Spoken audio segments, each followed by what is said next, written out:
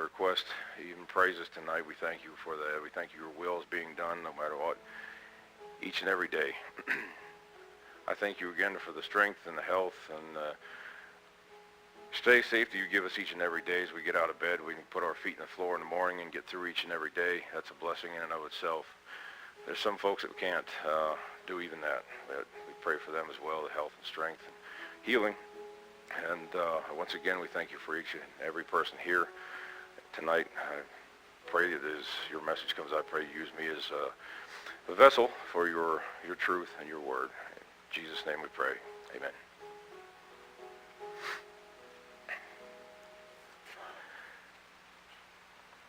Tonight we're going to be looking at, I titled this one, Thorn in the Flesh. Paul, most of us know the story about the thorn in the flesh, in 2 Corinthians. That's where we're going to start off with, 2 Corinthians chapter 12. So if you want to turn to 2 Corinthians chapter 12, while I'm introducing anything to the subject here, obviously we're going to be talking about the thorn in the flesh, Paul's thorn in the flesh.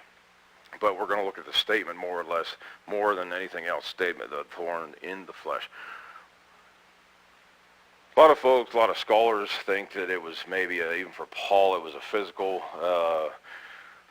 ailment, maybe something to do with his eyesight, maybe to do something with epilepsy. Nobody really knows. I mean, I've even heard other scholars talk about maybe it was his spiritual journey, because his popularity during this time he's widely known. His notoriety exponentially has grown significantly. A lot of folks know who he is, Jews and Gentile both. But it could have been any number of things, ailments. But we're going to look at 2 Corinthians chapter 12 and verses 7 through 10. We're going to read 7 through 10. Follow along with me if you would.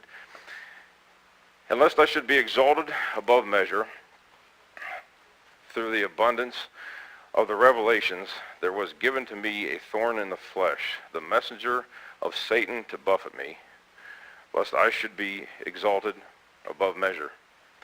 For this thing I besought the Lord thrice, that it might depart from me. And he said unto me, My grace is sufficient for thee, for my strength is made perfect in weakness. Most gladly, therefore, will I rather glory in my infirmities than the power that the power of Christ may rest upon me. Therefore, I take pleasures in infirmities and reproaches, in necessities and persecutions and distresses for Christ's sake. For when I am weak, then I am strong. It's a popular subject here. A lot of us know the story about the thorn in the flesh, and we've studied it before. And I'm going to correlate another thorn in the flesh that I ran into in the study in the Old Testament, but we're going to look at Paul's thorn in the flesh first. Instead of getting angry at his thorn and the way it slowed him down, Paul relished how weak it made him. Why? Can anybody answer why? Why Paul would relish on how weak it made him? Exactly. It kept him in close dependence on the power of God. 2 Corinthians 12 verse 10. Paul understood that the weaker he was, the stronger God became within him. When there is less of you or us as a leader, as an individual, there is more of God as a leader. Paul practiced the law. It was called the law of intuition. What did Paul's leadership intuition enable him to understand here? He recognized that, number one, we're going to have 6 points here. Number one, the opposition was not from God. If you look at verse 7, it said, Lest I should be exalted above measure through the abundance of the revelations, there was given to me a thorn in the flesh, the messenger of Satan to buffet me, lest I should be exalted above measure. Messenger of Satan to buffet him. I mean, this, like I said, scholars had speculated what this may have been, whatever the case may be, the ailment it was, whatever the case. He asked at least 3 times if God would have removed it from him, and I got a feeling if he's like any of the rest of the humans, I think he asked a little bit more than that. I think it was more than 3 times. I'm not sure, but after the 3rd time, God gave him his answer. But the opposition was not from God. See, that's the awesome thing. That's another one of the awesome things that got pulled out. Satan, we think that he's just running around doing what he will, doing this, that, and the other thing, and whenever he pleases, everything else. The thing is, you got to understand, he does nothing without God's allowance. Just like Job, just like what he did to Job, he had to go to the throne to ask permission to do what he did. He has to ask permission to do. He's not just. We have a tendency to put our human measuring tape, our measuring stick, on things. Maybe Satan does, like you said. He's just running around doing what he pleases, when he pleases, however he pleases. It's not that. That's not the story. He has to follow God's timeline, just the same as we are all following God's timeline. And he has to ask permission. He has to be allowed to do to each one of us, whether it be unsaved or God's children, whatever the case may be, whether it be cancer diagnosis, whether it be dementia diagnosis, whatever the case may be, he still has to ask permission. God has to give the allowance. It's according to God's timeline. It's not our timeline. We have a tendency to try to fit everything into what we call our timeline. Things go a little bit better whenever we realize that God's timeline is a lot different from ours, and that what we have ain't it, just ain't it. But that's what Paul understood. The opposition was not from God. Obviously, like you said, we looked at verse 7. It says, "A messenger of Satan to buffet me." But number 2, he also recognized that he must seek God's answer to the problem. A lot of us have a tendency to try to, what we call, pull ourselves up by our own bootstraps. Maybe do our own, maybe make things work. Whenever things don't look like they're working, whenever we're asking, praying to God, it seems like the answers aren't coming the way we want them, or the answers aren't the ones we want. And we have a tendency to try to make things work our way. But like Paul said, he must seek God's answer to this problem in verse 8. If you look at verse 8, it says, "For this thing I besought the Lord thrice, that it might depart from me." Like I said, he said thrice here. I don't know what the importance of maybe the thrice there, but like I said, I think if he's as human as the rest of us are, I think he asked quite a few more times than just 3 times, considering whatever it was serious enough that he asked God to remove it from him. But he also recognized that number 3, God's answer was grace. Look at verse 9. "And he said unto me, My grace is sufficient for thee, for my strength is made perfect in weakness. Most gladly, therefore, will I rather glory in the infirmities, that the power of Christ may rest upon me." God's answer was grace. My grace is sufficient for you. It's another promise that we have, yet one of the many promises in the pages of history, throughout the pages of the Bible. The promises that God gives us, that he would never leave us nor forsake us, never give us more than we can handle, more we can bear. He's always going to be right there. This is just yet another promise. He said, "My grace is sufficient for thee." His grace was sufficient enough to get Paul through, as same as it is each and every one of us, through whatever infirmity or whatever thorn in the flesh it may be, whether it be cancer, even if it is cancer, dementia, or anything, any of the worst of the worst, or the best of the best. I mean, it's infirmities, that ailments of the body that was severe enough that Paul had to act. He sought God's answer for that to help him get rid of it. But number 4, he also recognized grace is perfected in his imperfections. The second half says, "My strength is made perfect in weakness." God's grace is perfected in Paul's imperfections. That's how the world sees us, how we handle the imperfections, our ailments, how the things that are thorns in the flesh that we're given throughout our lives, whatever the case may be. The world is looking at us. The world's under a microscope sometimes, but a lot of folks, like I said, I keep saying that actions speak louder than words. You can say all you want. A lot of people say all they want with their mouth, but their actions actually show the truth, what the truth of the matter, and what lays beneath it. This is what we're talking about here. Grace is perfected in its imperfections. The world sees this, how we handle those imperfections, how we handle the ailments that are brought on us, our thorns in the flesh that we have to deal with. They want to see how we as Christians, Christ followers, handle each and every ailment, all those ailments that comes down the pike. Because sometimes it hits us all at once. Sometimes we have more than one. Sometimes it only hits you one time, and it's enough to ground you, bring you to your knees. But Paul also understood, the fifth point, he should boast about his weaknesses, not brag on his strength. If you look at verse 9, the second half of verse 9, most gladly, therefore, will I rather glory in my infirmities, that the power of Christ may rest upon me. He should boast about his weaknesses, not brag about his strength. Paul, like I said, Paul this time, the present point in time in the scriptures right here, his popularity, notoriety, I mean, people know who he is. They know his faith, they know his teachings, they know what he stands for. His actions have spoken way louder than the words that ever could. And a lot of folks know him, even the Jews and Gentiles both. They both know him, but he should brag about his weakness, not his strength. You don't have to brag about your strength. That's not what the point is. He's talking about boast about his weaknesses. Most gladly, therefore, will I rather glory in my infirmities than that the power of Christ may rest upon me. When we're weak, he's made strong. The world sees this. What kind of an awesome God we serve. Through our actions, through these times, these thorns in the flesh that we go through. But number 6, the sixth point is he also recognizes the tougher his problems, the greater the grace. If you look at verse 10, therefore I take pleasure in infirmities, in reproaches, in necessities, persecutions, and distresses, for Christ's sake, for when I am weak, then I am strong.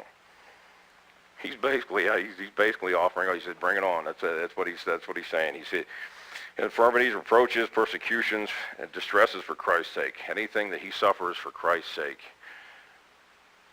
For when I am weak, then I am strong. He knew it. He understood it. The tougher his problem, the greater the God's grace was going to be.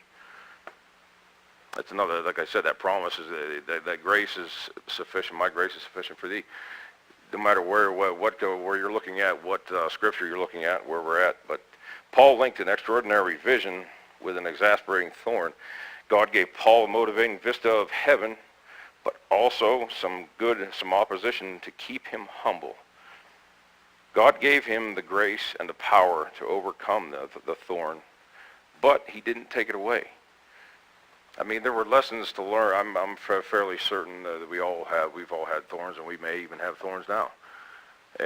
Each and every one of us, different kind. We're all different. Just like fingerprint, there's no two fingerprints alike. Where there's no two people alike. We all deal with our own thorns, but God, He's not going to take it away, but He gives us the grace and the power to overcome the thorns that we run into throughout our lives. It's just yet another promise that, like He said, He's not going to leave you nor forsake you. He's going to go give us more than we can bear. We rely on all these promises. These thorns mean nothing. Yeah, it may hurt. The ailments may hurt at the time. Whatever we're going through may hurt at the time.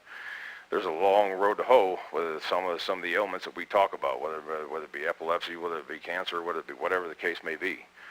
Sometimes there's a long path, a long valley to trudge through. But He's given us the grace and the strength to overcome it. He may not remove it for a reason, maybe to teach us humility, maybe to show the world, like I said, show the unsaved world what an awesome God we serve. Each and every day, we're trudging through a valley that these folks know nothing about. But it gives them, it sparks a spark in their mind, a curiosity. How's he doing that? There's many questions I've heard many questions to ask of Christians. How are you doing it? How are you making it through? They know what happened, whether it be a death in the family, whatever the case may be. How are you making it through? How are you getting through?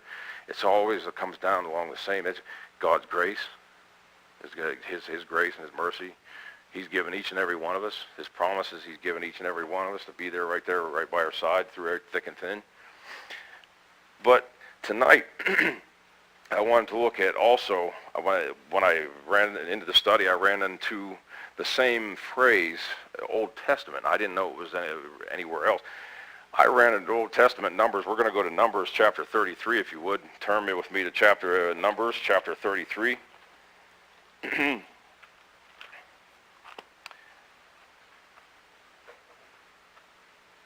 Toward the end of the chapter, verses 50 through 55, that's what we're going to look at. But where the passage that we're dealing with here is God is telling Moses what to do, how to instruct the Israelites to take whenever they were walking in to take over the promised land, what to do, what not to do, instructions on what to obey. But it's funny, kind of funny though, because the same statement, the same thorn in the flesh, what we've seen before, what Paul was dealing with, it was a physical ailment. How many of us say we have thorns in our sides out there? I mean, do we have a long laundry list of people that are thorns in our sides? I don't know how many people. I think we all can. We all might be able to come up with a name or two or three or four or maybe 2 or 3 pages worth. I don't know. Whatever the case may be, a lot of us said, I've heard that statement made time and time again. And it's kind of interesting that he led me here after I touched on Paul's thorn in the flesh. We'll start in verse 50 and we'll read to 55. And you'll see what I'm saying, I think, toward the end. Verse 55 is what we want to focus on, but this is going to give you a precursor to what we're talking about. And the Lord spake unto Moses in the plains of Moab by Jordan near Jericho, saying, Speak unto the children of Israel, and say unto them, When ye are passed over Jordan into the land of Canaan, then ye shall drive out all the inhabitants of the land from before you, and destroy all their pictures, and destroy all their molten images, and quite pluck down all their high places. And ye shall dispossess the inhabitants of that land, and dwell therein, for I have given you the land to possess it. And ye shall divide the land by lot for an inheritance among your families, and to the more ye give, ye shall give the more inheritance, and to the fewer ye shall give the less inheritance. Every man's inheritance shall be in the place where his lot falleth, according to the tribes of your fathers ye shall inherit. Now, like I said, 55 is what we want to look at here, the key verse, and this all that brings us all, the linchpin that brings it all together. But if ye will not drive out the inhabitants of the land from before you, then it shall come to pass that those which ye let remain of them shall be pricks in your eyes and thorns in your side, and shall vex you in the land wherein ye dwell. That it kind of stood out. It kind of stands out. Pricks in your eyes, thorns in your sides, all because of simple disobedience. If you didn't obey God's law, his commands, he told you exactly what was going to happen. Verse 55 tells the Israelites exactly what he was going to let happen. He was going to let the inhabitants, that they did not drive out, inhabitants, people of the land from before you, then it shall come to pass that those which the people which ye let remain of them shall be pricks in your eyes and thorns in your sides, and shall vex you in the land wherein ye dwell. Same phrase. We're talking about thorns in our flesh. I didn't realize that there was thorn in our side. I didn't realize this was even in the Bible. Any other, at the time we were actually talking about Paul's thorn in the flesh. But if you look at Paul's thorn in the flesh, it was an ailment. It was a messenger to buffet him, allowed by God, messenger sent by Satan, allowed by God, meant to buffet him, and it was in a form of some kind of ailment, whatever the case may be, whatever it was that vexed him, that he asked God to remove from him 3 times. This thorn in the side, these thorns in the sides are people. They're not ailments. This is where the difference, where it splits. Same phrase, same phrasing, different message, 2 totally different messages altogether. Paul's was from obedience. Paul was doing it. That humbled him. His thorn in the flesh humbled him. In turn, he was a better testimony to the unsaved world at the time because of that ailment, that thorn in the flesh. This here, thorn in the side, these thorns in the side are people, not ailments. They were people that God taught you, the inhabitants. He said they will not drive out the inhabitants of the land. That's people of the land. But it says they shall be pricks in your eyes and thorns in your sides, and shall vex you into the land wherein ye dwell. That means they're going to be a royal pain. Put it very bluntly. But it also, this study also forced me to evaluate to look into my own life. It took a deep dive. We, as human beings, we say we have thorns in our sides. As people, we have our pains, or they're a problem we deal with each and every day out there. But we have a tendency to complain first about these thorns in our sides because they cause us problems and so on and so forth, whatever the problems may be. But we don't ask why those thorns are in our sides to begin with. And it's awesome the way he walks you through the scriptures step by step, and the process that shows you how. But like I said, we never truly ask why those thorns are there, which are people, not ailments. Now, we're not talking about a thorn in the flesh like Paul had, to humble him and make him better, make him a better testimony to the unsaved. We're talking about people that are basically pains in our sides.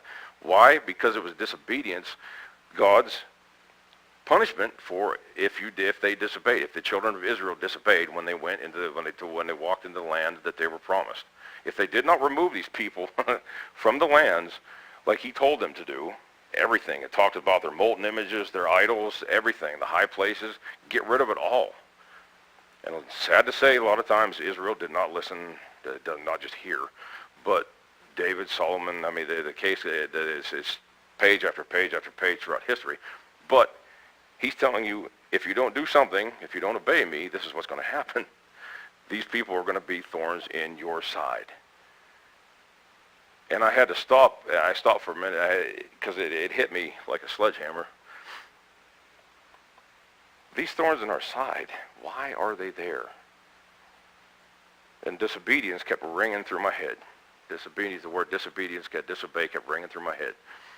Now, when you disobey God, it doesn't necessarily, you don't have to disobey God as in violation of one of the 10 commandments. I mean, you don't have to murder someone. You don't have disobedience in saying to God, not paying tithe, not paying your tithe, not staying in constant communication each and every day through prayer, through the truth, through the Bible, through studying the Bible each and every day, through the lack of the call of the Great Commission that he asked us to fulfill, each and every one of us, Christians all, Christ followers all. Disobedience comes in many different forms, just like sin. There is no, that's our human measuring tape that we put to sin. I mean, sin. It doesn't matter, make a difference if it's murder or if it's a lie. There is no level. Sin is blatantly, it's sin. There's no way around it. There's no way of cutting the fat. It's just the same as disobedience. Disobedience doesn't matter big or small. Disobedience is disobedience. And these thorns in our side are there maybe because of this. I'm not saying everybody. I have to look at my own life. I have to look at myself in the mirror before anything else, before I even came tonight. I mean, many times I have to examine myself. Time and time again, there's time that I get too busy. I don't stay in constant communication with God. I try throughout the day. I try to pray, but you're not always staying in the Word. You're not doing this. You evaluate yourself, and it's a big old mirror. They say we're our own worst enemies when it comes down to it. When the truth be told, and it causes it to evaluate each and every way, our lives, each and every aspect of our lives, no matter what it may be, anything from big to small. Because this, like I said, obedience, all he was doing is simply telling us to obey. He was telling the children of Israel to obey. And like I said, a lot of times, like Israel did not obey a lot of times, and he punished them for it. He said he was going to do it. He told them exactly what he was going to do. Just like he tells us exactly what he's going to do. We just have to be listening. Most of the time we're not listening when he tells us, when he speaks to us, because he doesn't speak audibly maybe like he did from the burning bush on Moses, or maybe from a cloud, a pillar of fire. He speaks through, and you guys know music. He speaks through music. He'll speak through a lot of things. He'll speak through other speakers, through things you read, through the Bible itself, through his truth itself each and every day. And it's not an audible voice, but you know when he talks. You know when he said something, when he tried to point something out. Because just like this point here, where it was driven home whenever it talks about disobedience. What he said exactly: these people will be thorns in your side. They will be thorns in the flesh. They will be your thorn in the flesh, not an ailment like Paul's was. They're two totally different. Same statement, two totally different messages here. And it caused me to think of it, like I said, how many times I hear myself say, I go, well, this person is a thorn in my pain in my side, thorn in my side, however you want to phrase it. But I can always complain about it like most folks do, but I never found myself asking the question, why? Why is that person a thorn in my side? Why is he being a pain in my side, a thorn in my side? That's the most important question we can ask ourselves, because once you ask that question, it has a tendency to open up a whole, like I said, that mirror pops up, and you have a tendency to have to look at yourself, and maybe the deeper part of your soul, deep down inside. Maybe we're not obeying God to the letter of whatever it may be, whether it be the Great Commission, the call for the Great Commission. Like Pastor said, I mean, he's talking about, when he talks about missionaries or anybody else, he said, "Here, my Lord, send me." Are we saying, "Here, my Lord, send me"? I mean, if we hear his call, I mean, if a missionary comes to church and we feel a certain tug on our heart, or when they're talking about a certain mission field or a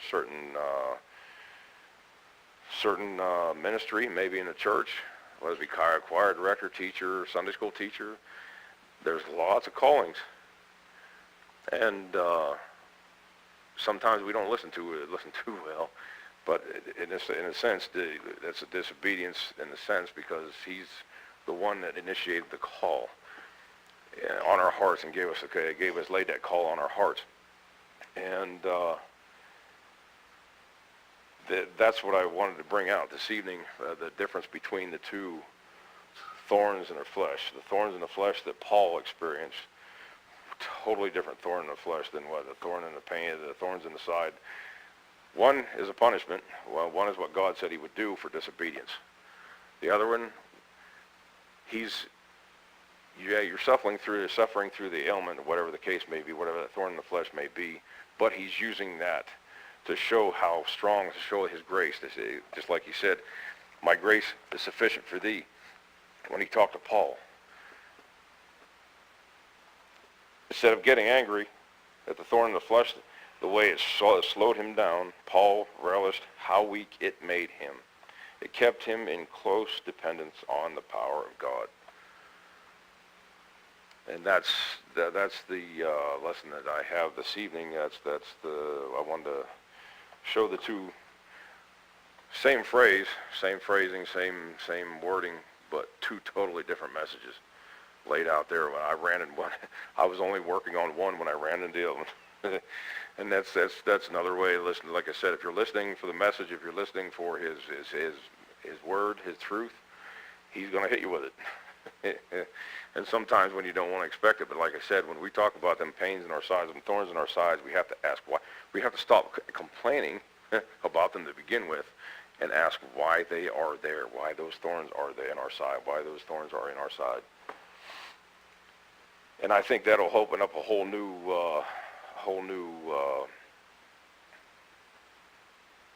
way of life. If you look at it that way, like I said, it has a tendency to make you question, look at yourself, look inward as well.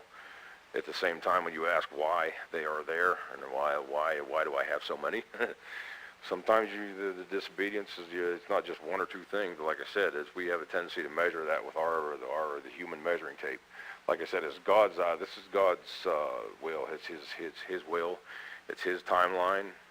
We're working along with each and every day, and we can't put our measuring tape. We can't use our measuring tape to measure His timeline, because it's two totally different things here. But that's the story. That's the lesson that was laid upon my heart tonight, and I pray that it was beneficial to all. And join me in prayer if you would. We'll wrap it up and we'll move on with the rest of the evening here. Dear Heavenly Father, as we come before you this evening, I thank you again for the day. I thank you for all that are here. I thank you for their strength, the health, the safety, and the wisdom and direction that you give each and every one of us, each and every day of our lives. I thank you for the two lessons learned here tonight.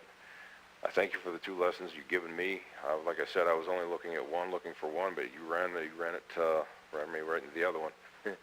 And I thank you for that. I thank you for the wisdom that you've given and the direction. And I pray as we all go through life each and every day, whether it be work, home, wherever the case may be, that those thorns in our flesh that Paul experienced, that they will, in our weakness, through our weakness, you will be strong. You will be made strong. And for the other thorns in our side that are there, the people, help us to ask why those people, those thorns are in our sides, and to look inward and to listen closer to obeying you and your word and your direction in our life, each and every one of our lives. I thank you again for everyone that's here tonight, and I pray that you give guidance and wisdom throughout the evening, and as we go home, grant safe traveling mercy to each one as well, and pray for Pastor and his wife that they grant safety for them as well as they're traveling back and forth. And